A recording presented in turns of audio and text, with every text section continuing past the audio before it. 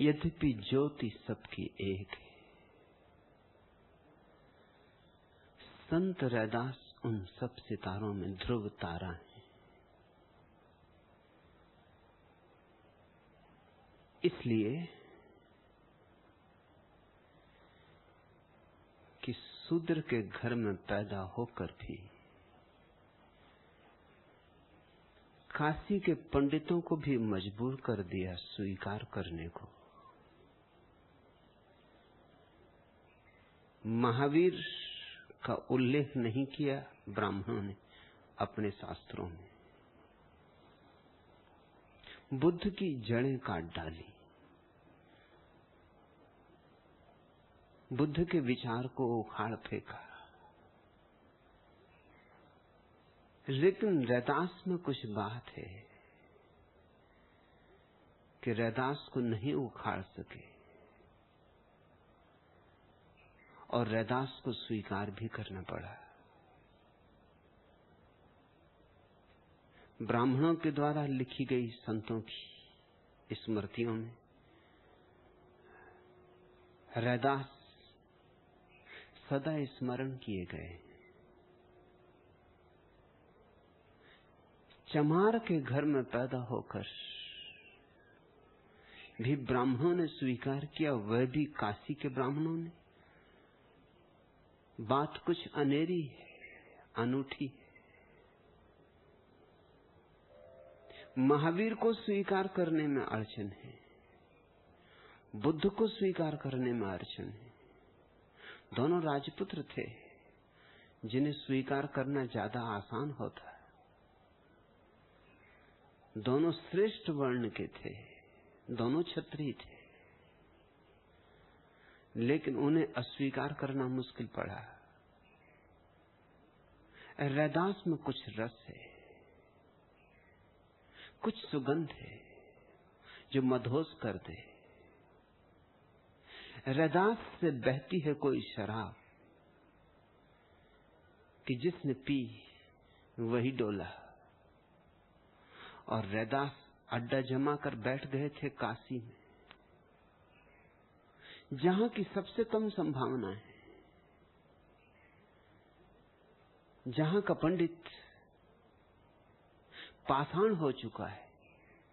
सदियों का पांडित्य व्यक्तियों के हृदयों को मार डालता है, उनकी आत्मा को जड़ कर देता है। रैदास वहां खिले फूले। रैदास ने वहां हजारों भक्तों को इकट्ठा कर लिया, और छोटे मोटे भक्त ने मीरा जैसी अनुभूति को उपलब्ध महिला ने भी रैदास को गुरु माना। मीरा ने कहा है, गुरु मिलिया रैदास जी, कि मुझे गुरु मिल गए। रैदास में भटकती फिरती थी, बहुतों में तलाशा था, लेकिन रैदास को देखा कि झुक गई। चमार के सामने राजरानी झुके तो बात कुछ रही होगी, ये कमल कुछ अनूठा रहा होगा। बिना झुके न रहा जा सका होगा। रैदास कबीर के गुरु भाई। रैदास और कबीर दोनों एक ही संत रामानंद के शिष्य हैं। रामानंद गंगोत्री जिनसे कबीर और रैदास की धाराएं बही। रैदास के गुरु हैं रामानंद जैसे अद्भुत व्यक्ति, और रैदास की शिष्या है मीरा जैसी अद्भुत नारी। इन दोनों के बीच में रैदास की चमक अनूठी है। रामानंद को लोग भूल ही गए होते अगर रैदास और कबीर न होते। रैदास और कबीर के कारण रामानंद याद किए जाते हैं। जैसे फल से वृक्ष पहचाने जाते, वैसे शिष्यों से गुरु पहचाने जाते। रैदास का अगर एक भी वचन न बचता और सिर्फ मीरा का ये कथन बचता, गुरु मिल गया रैदास जी, तो काफी था। क्योंकि जिसको मीरा गुरु कहे वो कुछ ऐसे वैसे को गुरु न कह देगी। जब परमात्मा बिल्कुल साकार न हुआ हो तब तक मीरा किसी को गुरु न कह देगी। कबीर को भी मीरा ने गुरु नहीं कहा है, रैदास को गुरु कहा। इसलिए रैदास को मैं कहता हूं वो भारत के संतों से भरे आकाश में ध्रुव तारा है। उनके वचनों को समझने की कोशिश करना है। रैदास इसलिए भी स्मरणीय है कि रैदास ने वही कहा है जो बुद्ध ने कहा है, लेकिन बुद्ध की भाषा ज्ञानी की भाषा है, रैदास की भाषा भक्त की भाषा है, प्रेम की भाषा है। शायद इसीलिए बुद्ध को तो उखाड़ा जा सका, रैदास को नहीं उखाड़ा जा सका। जिसकी जड़ों को प्रेम से सींचा गया हो उसे उखाड़ना असंभव है। बुद्ध के साथ तर्क किया जा सका, बुद्ध के साथ विवाद किया जा सका। रैदास के साथ तर्क नहीं हो सकता, विवाद नहीं हो सकता। रैदास को तो देखोगे तो या तो दिखाई पड़ेगा तो झुक जाओगे, नहीं दिखाई पड़ेगा तो लौट जाओगे।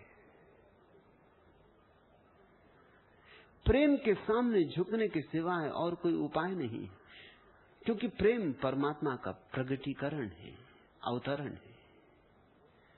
बुद्ध की भाषा बहुत मंजी हुई है, राजपुत्र की भाषा है। शब्द नपे तुले, शायद कभी कोई मनुष्य इतने नपे तुले शब्दों में नहीं बोला जैसा बुद्ध बोले। लेकिन बुद्ध को भी तर्क का तूफान सहना पड़ा और बुद्ध की भी जड़ें उखड़ गई। भारत से बुद्ध धर्म विलीन हो गया। रैदास ने फिर बुद्ध की बातें ही कही पुनः, लेकिन भाषा बदल दी, नया रंग डाला। पात्र वही था, बात वही थी, शराब वही थी, नई बोतल थी,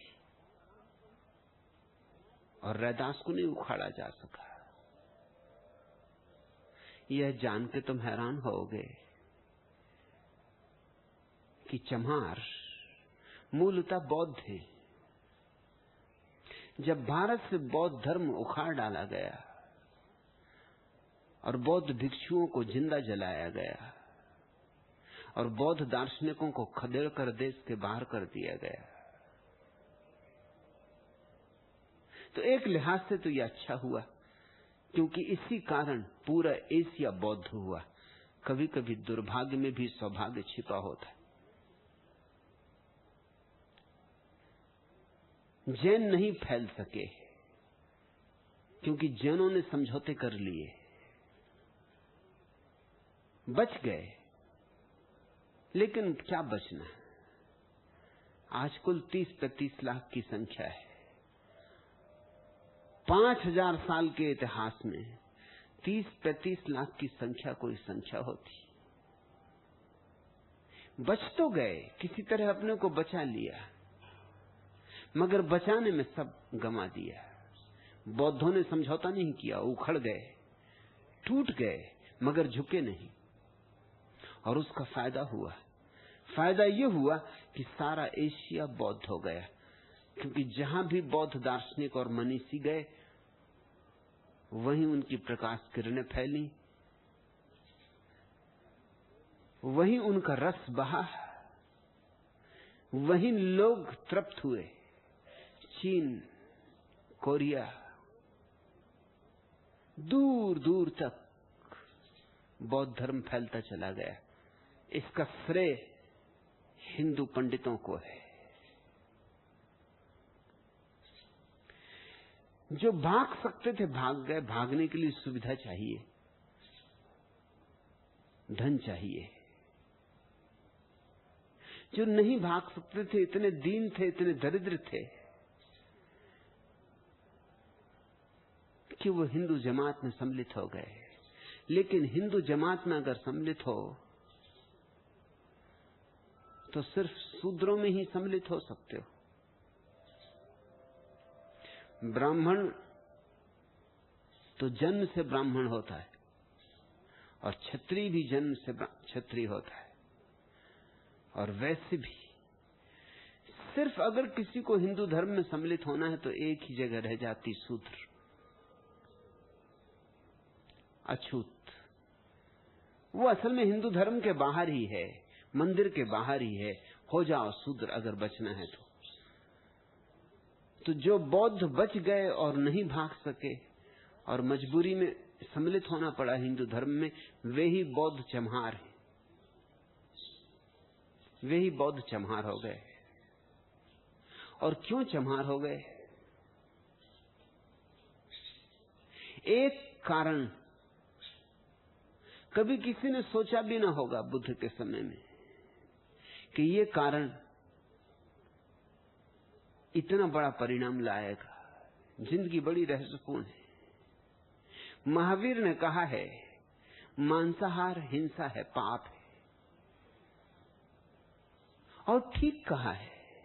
दूसरे को दुख देना, हत्या करना भोजन के लिए, इससे बड़ा पाप और क्या होगा? और फिर ये बात कहां रुकेगी? अगर पशु पक्षियों को खाओगे